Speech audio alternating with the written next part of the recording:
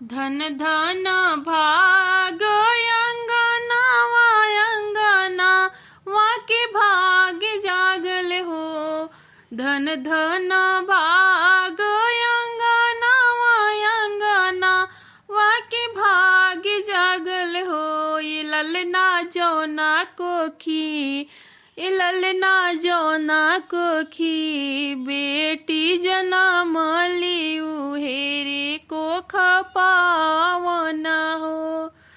ए ललना जौना कोखी बेटी जनम ली उहेरे कोख पावन हो।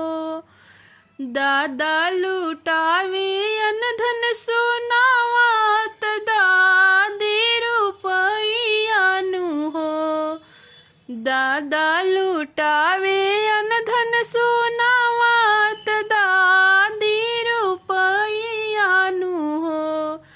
ए ललना जौना कोखी बेटी जनम ली उहेरे कोख पावन हो।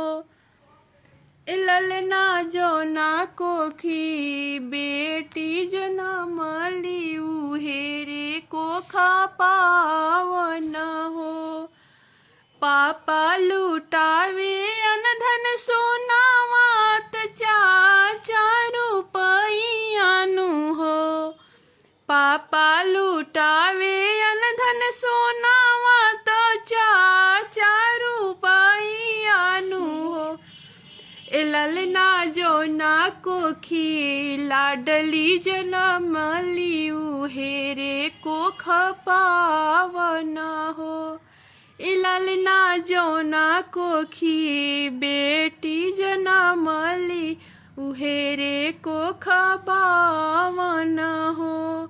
धन धन भाग अंगनावा अंगनावा बाजनवा बाजे हो।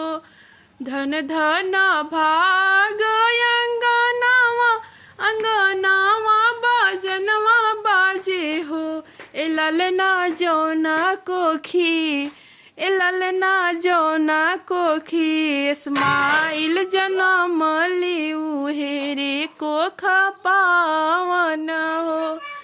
ए ललना जौना कोखी सालू जनम ली उहेरे कोख पा